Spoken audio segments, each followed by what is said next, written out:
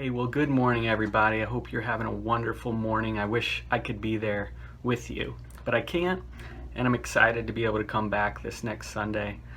This week, I want to focus, as we're still in the Recalibrate series, on Proverbs 16:9. And that starts by saying, "In their hearts, humans plan their journey, but the Lord establishes their steps." When I was a kid, I used to look up at my ceiling and look at a poster, and it was this poster from the 1990s of Michael Jordan, and he was arm out with the moon in his hands, and he was going for a slam dunk, kind of the classic Chicago Bulls slam dunk, and I just loved it. But I remember it had this saying on it that said, "It's not about the destination, it's about the journey." And I'll never forget that. It was new wisdom to me. And it all came from a $2 poster hanging, from my bedroom wall. I idolized Michael Jordan, and I mean most basketball fanatics did during the 1990s. When I was young, this story, Michael Jordan's story, inspired me to want to be a sports hero someday. So fast forward to June 2001, baseball, I'm a senior, state finals in Indianapolis, Indiana. It was the 11th inning. I remember it very clearly. There were 2 outs, there were 2 strikes, there were 2 balls. I remember standing up to the plate and just thinking, man, what a moment. I'm sure it was subconscious, but thinking, gosh, I hope I don't strike out. I hope I don't strike out. This is such a moment. It all came down to me. It was 7-5. We were losing. There were 2 people on base.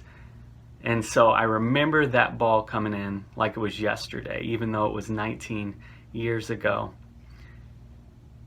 And I remember it crossing the plate, right down the middle of the plate. My adrenaline's rushing, the pressure's on, and I swung.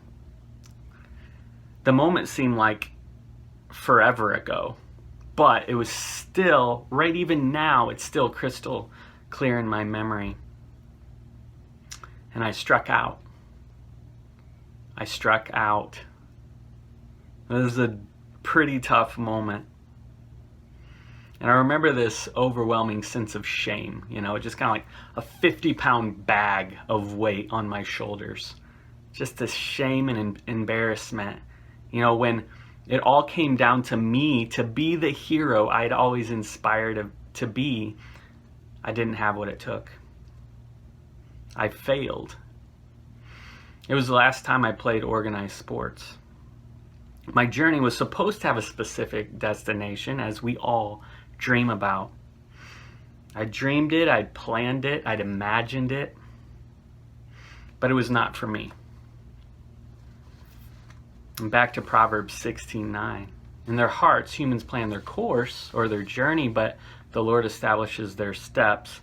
And James 4:13-15 says, "Now listen, you who say today or tomorrow, we'll go to this or we'll go to that city, we'll spend a year there, carry on business and make money. Why, you don't even know what will happen tomorrow. What is your life? You are a mist that appears for a little while and then vanishes. Instead, you ought to say, if it's the Lord's will, we will live and do this or that." That's a humbling thing to hear, but it also maybe can take off some of that pressure that we all feel to live out our dreams, to live out all the things we've ever imagined.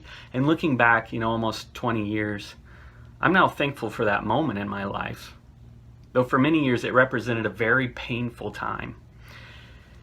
And a painful voice in the back of my head, when it comes down to you, this is what I heard, when it comes down to you, you don't have what it takes.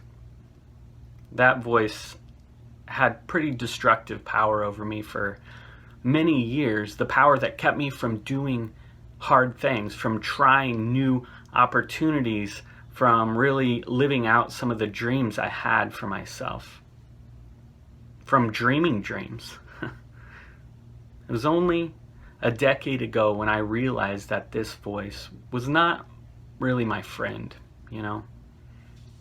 It was in my mid-20s when I found that this voice was actually my enemy, and that voice told me lies.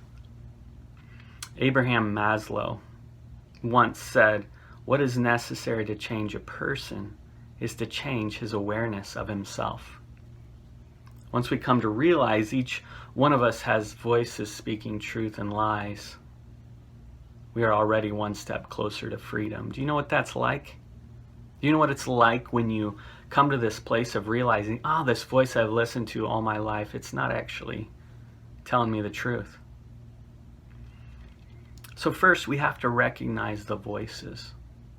If we're going to be able to move through trials and failures, we have to be able to recognize the voices. And they're there. There are voices speaking truth to us, and sometimes the louder voices are the voices that speak lies. So we have to recognize the voices. I think secondly, we have to look for the silver lining. It sounds cliche, but Christy and I are watching Downton Abbey over again. I don't know if any of you guys have watched that. But this one scene, they're listening to a song from a musical that was called Zip Goes a Million in 1919. And the lyrics are, "Look for the silver lining whenever a cloud appears in the blue. Remember, somewhere the sun is shining." And so the right thing to do is make it shine for you. And if that just sounds too cliche, the old saying, beneath every dark cloud there's a silver lining. Well, Proverbs 3:5-6 says it too. "Trust in the Lord with all your heart and lean not on your own understanding. In all your ways submit to him and he will make your paths straight." Okay? And we have to trust that he'll make our paths straight. We have to look for the silver lining in our failures, in our trials, in our mistakes, in the circumstances of our life, and trust and lean not on our own understanding, and trust that he will eventually make our paths straight. I think thirdly, we have to, as Mark said in our Wednesday morning meeting, step into reality. Step into reality. What does that even look like?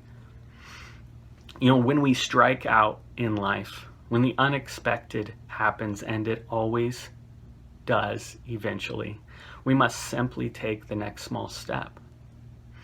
When doors opened, and they will, when doors open, the voices might ring in our ears.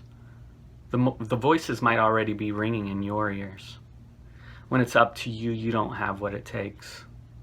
You'll always be alone. The voices that say, it's too difficult. You're not strong enough.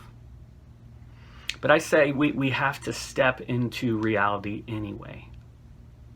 When I guess it was probably about 7 or 8 years ago, I had this dream.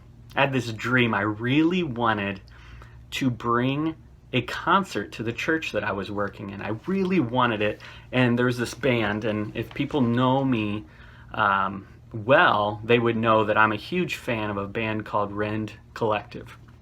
And they're an Irish band, they're a Christian band. And they had just come out with an album that had gone really well. It was going really well. And I was just a massive fan. We were singing their songs in church pretty much at least once a month, if not more. Just tons of energy. They proclaim a lot of truth in their songs.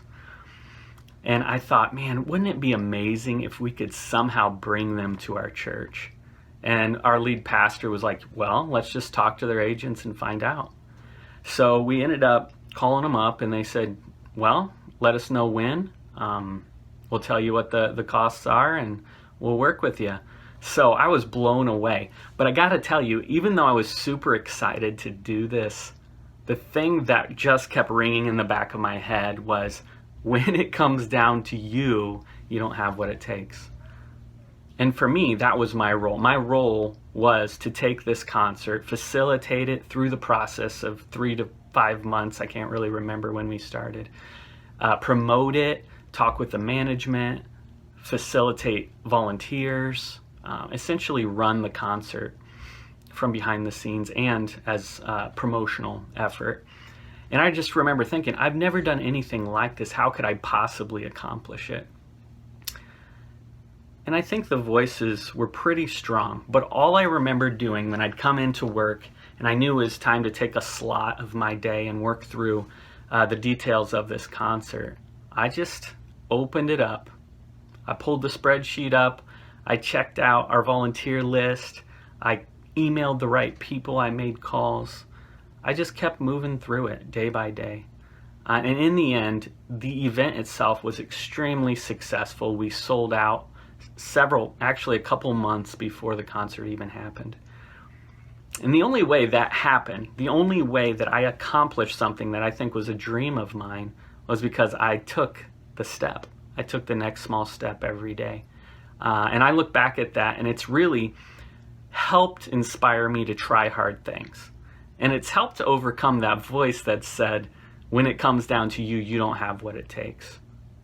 And that's what it was, simply taking the next small step. And as Mark said, stepping into reality. So maybe asking yourself that question. There are doors that are opening in your life. And maybe you've already taken the next small step. And for you, I just say, thank goodness. God is putting you on a path and you are taking it. I love that. And if it's just been hard for you, if those voices are louder than you wish they'd be, just take the next small step. Trust that God has your path in mind. Trust that He's leading you down that path, and take it. So what were those three things I mentioned? The first one was recognize the voices. Recognize the voices and really discern whether or not, is this the voice that's speaking truth to me, or is this a voice that's speaking lies?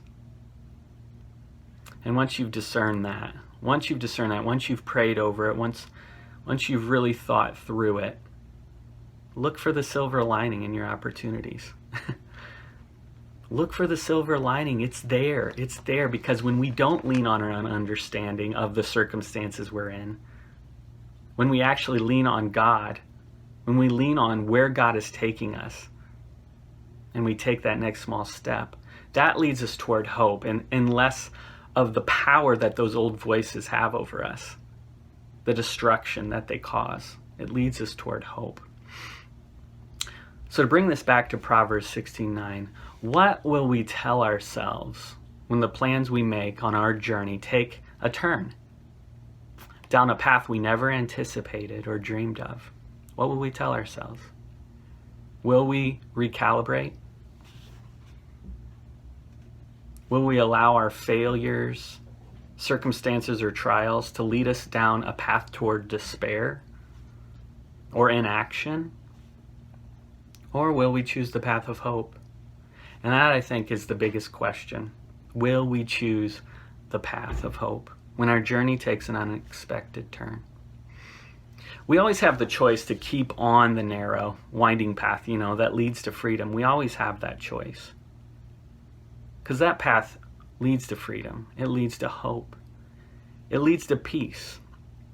But we also have the choice to hunker down, afraid of what might lie ahead. To simply keep doing the same things, the same old things. And we know where that gets us. So what path do you choose today? I have to ask myself that question a lot. What path do you choose? And I want to end with this, Romans 15:13, and it's my prayer. It's my prayer for you and for myself. May the God of hope fill you with all joy and peace as you trust Him, so that you may overflow with hope by the power of the Holy Spirit. Love to each one of you all. Hope you have an amazing weekend.